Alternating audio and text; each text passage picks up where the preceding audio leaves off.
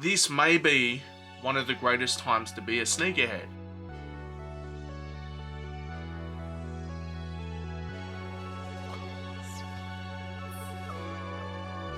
Like at my local store in Newcastle, we're not in the city, we're not at a big shopping centre or anything.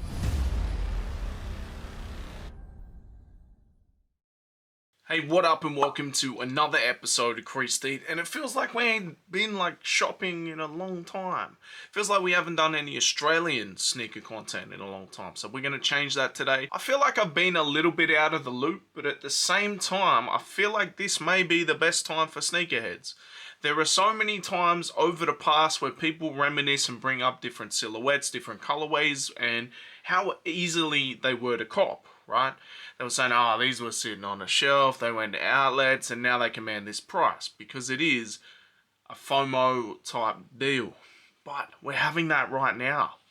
This may be one of the greatest times to be a sneakerhead. It's not just the availability and being able to cop whatever you want, but it's just the colorways and everything that they're bringing out. Like, no matter what you like, if it's ASICS, Jordans, New Balance, Nike, whatever, Puma, everyone's doing some cool stuff at the moment, and it's readily available. Don't believe me? Let's go.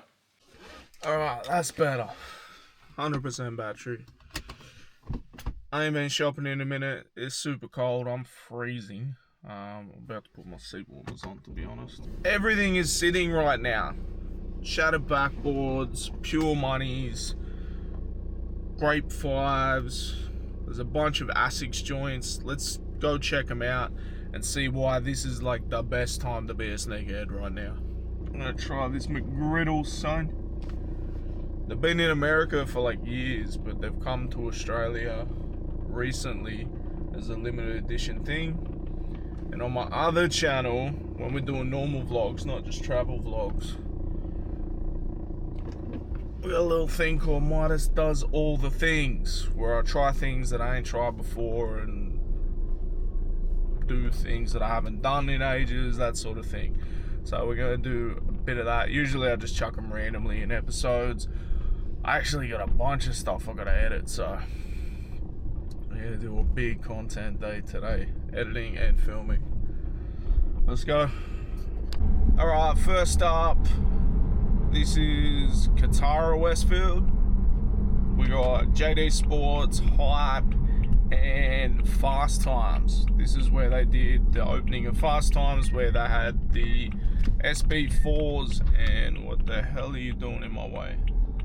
The SB4s and the Futuras. They had the Haleys last time I was here.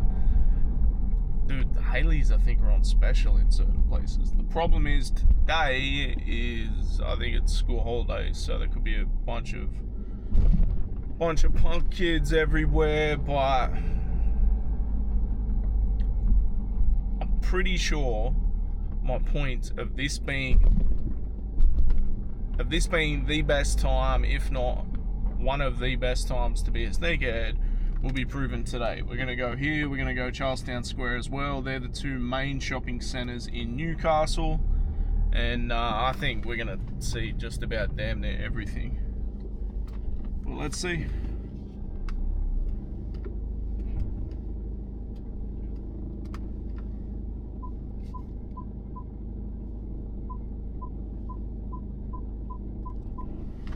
Alright, let's go.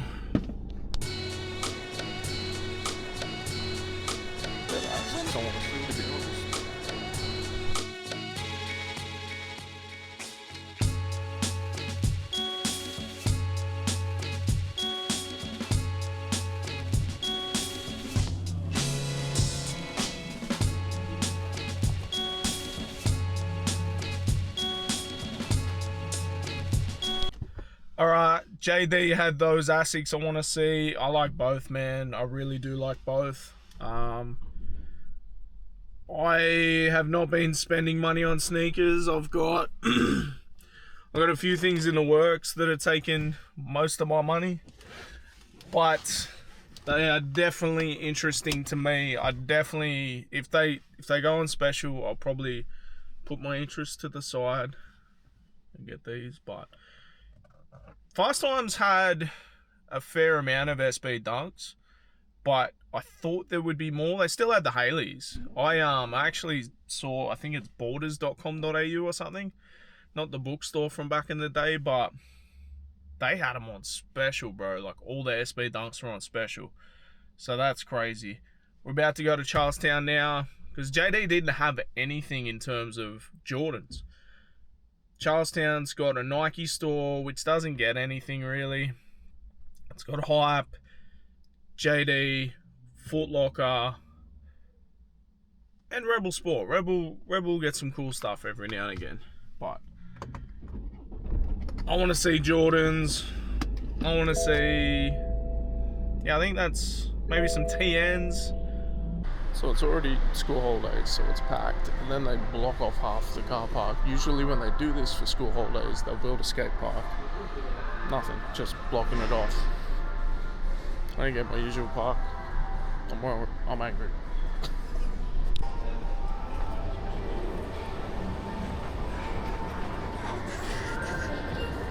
Let's fucking go. I'm pretty sure I'm right. Everything's sitting.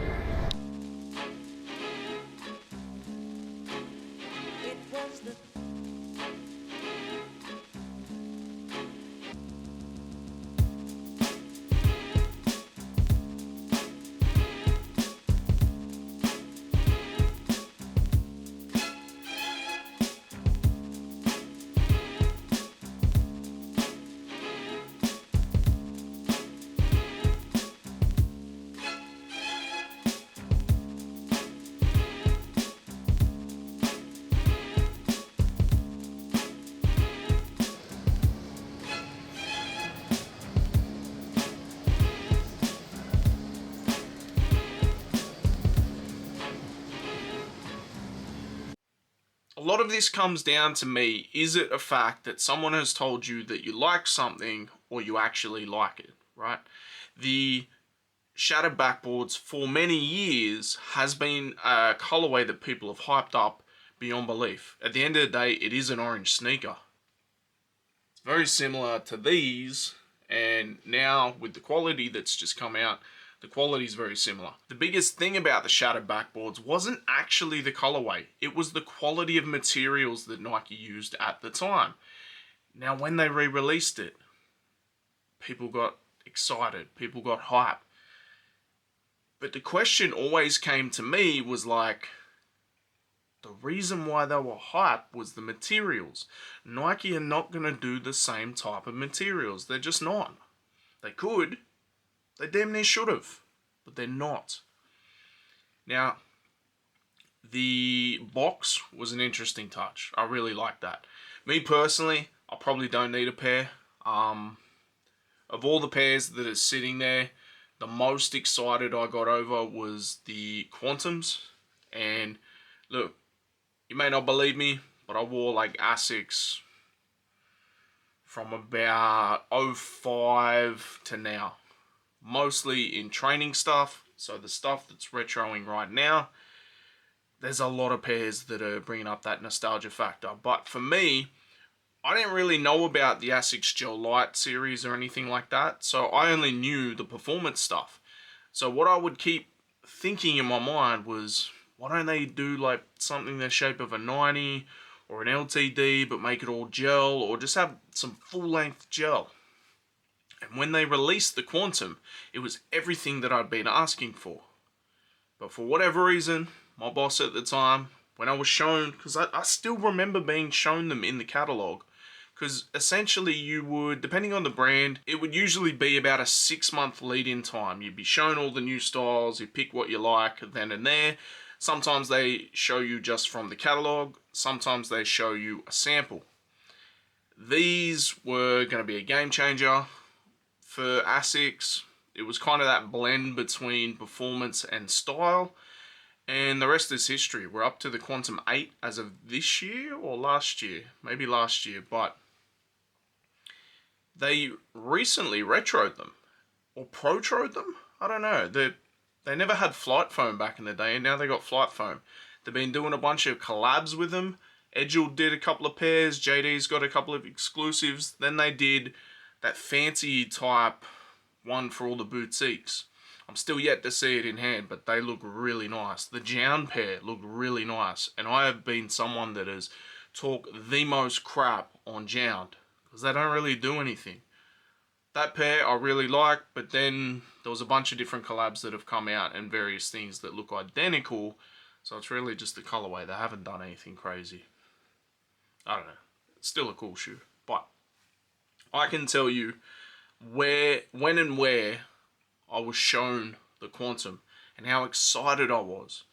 But for whatever reason, my boss at the time didn't see it. He didn't order any. Now I can't tell you if they did certain colorways for boutiques or fancier type places, but I remember the pairs that I was shown, and the colorways were okay. They weren't crazy, but what they've done recently with the retro packs, they're incredible. Like, the first one was like a black and pink, then the orange and blue. Nuts. I don't remember those colorways. I couldn't tell you if that's what came out at the time.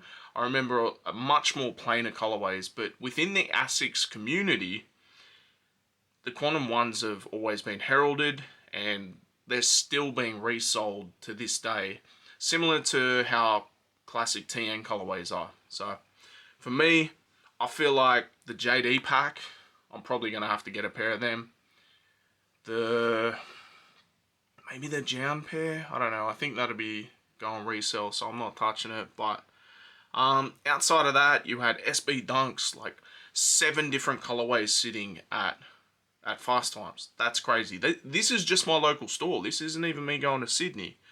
We went to Sydney over the weekend, and I'm going to be expanding on what I'm saying here in a video later in the week. But this many SB Dunks. Remember when like any colorway, like the base orange labels were reselling. You're able to get whatever you want. There's a collab sitting there. The Hayley Wilsons. Is it a collab or is it just a Team Rider exclusive colorway? I don't know. But it's crazy. It is an amazing time to be a sneakerhead right now. And me personally, I have been enjoying the pairs that I have. I have been dipping into the collection, things that I haven't worn yet, like some of my 6s, UNC 6s. I'd never worn them before. Chucked them on recently. No longer dead stock. We got to talk about the Pure Money 3s. Back in 2018, the 3s were going crazy, and there was a colorway called Pure White 3s, which is these. One of my favorite sneakers of all time. They had the clear blue icy sole, which no longer looks clear or blue or icy. Neither does the paint. The paint needs a bit of restoration, but people were saying, oh, it's not the Pure Money, and it's not. It was like a iteration of that. For me, I didn't really know about, like I knew about it, but I didn't know about the, similar to the Black Cat, right? These are based on Michael's nicknames, and that's why people gravitate towards them. But for me, I like a majority white sneaker with just the little subtle touches like this, and then icy blue sole, just to mix it up, because there has to be some sort of variation for me. Like, I'm not just going to be wearing white Forces, although I did spend a good significant part of my time in my life wearing nothing but white Forces. But the Pure Money 3s are so nice, and everything in me wants to go cop a pair right now. But this being some of the best time to be a sneakerhead is not just the availability, is not just the colorways coming out. I mean, we got Undefeated 4s coming out later this year. We'll touch on that in a second, but if I wait long enough, I'm going to be able to get them on special. That's just how it is. Whether it's based on we've kind of overdone the whole sneaker thing. Nike definitely cashed in on a period and time, but like right now, it's all about the customer. The customer is getting what they want at basically whatever price they want, which is incredible. For a sneakerhead, for someone that, you know, I definitely went out there and was buying like 1 or 2 pairs a week at one point. I went crazy, absolutely crazy. But I'm being a little bit more selective. I've been spending my money elsewhere recently. You know, obviously, you're probably sick of hearing it at this point. I went over to Thailand, did a bunch of sneaker content over there, as well as travel content. But I'm also working on a couple of other things in the background. A bit more sneaker related. But if I'm being a little bit more picky, It's probably the best time for it. And I was looking at it, right? Those lucky short 3s are on special everywhere. They came out a couple months ago. Do I look at it between that and the pure money 3s and go, that's probably going to go on special like them? Or do I look at it like, I could buy the pure money 3s right now for full retail, or I could buy the lucky shorts on special? These are the type of things, like, these are bad problems to have. But, I mean, some people are still just grabbing everything as it comes out, and more power to you, but I'm not doing that right now. But here's the thing. For us, we study release dates, everything like that. It's more than a hobby, it's a lifestyle, being a sneakerhead. To be able to cop for the longest time, you have to put in some actual groundwork to get it done, right? Your casual sneaker fan that might be like, yeah, I like having a cool pair of sneakers to like go to a gig or, you know, that semi-casual type event. They can walk in there, get themselves a Grape 5, Jordan 3, shattered backboards, UNCs, like, they're a skater, SB Dunks, and a lot of it could be maybe when they were a kid, they remember this stuff, or they remember Jordans, they remember whatever, and then like, they've moved on from that. They've come into the shop, yeah, I might spoil myself and buy myself a pair of sneakers, and that availability's there, and it may trigger something, and you know what, the community gets bigger again. But hey, for me, I just think this is all positives. People that are saying sneakers are dead and all that type of stuff, you weren't really into sneakers in the first place, were you? Resale may be dead, but being able to walk into a store and have that much availability, like at my local store in Newcastle, we're not in the city, we're not at a big shopping centre or anything, and I can just get that there, just down the road. How good? But this has been another episode of Creased. Make sure you like, share, subscribe. Let me know in the comments. Am I bugging? Like, we didn't even get into it. Man, the undefeated 4s were like the grail of grails. People paid like thousands and thousands of dollars for them, and now they're just going to be available to the public. Some people that have spent that type of money, or one of these gatekeeper sneakerheads, will be like, that's a bad idea. For me, open the floodgates, open a vault, give it to the people. Why not? That is a shoe that I've wanted my entire life, and at certain points, my entire life, not my entire life, but that is a shoe I have wanted longer than I can remember not wanting it, if that makes sense. For it to now be a possibility, that is a good thing, and you can't tell me otherwise. This is the best time to be a sneakerhead. Again, you can't tell me otherwise. Make sure you like, share, subscribe. We'll be back every week between both channels. Make sure you check it out. Peace. And subscribe. Do it. Do it. 1% battery. God damn. I better change batteries then before we go. I've just filmed inside my pocket. Derealizer.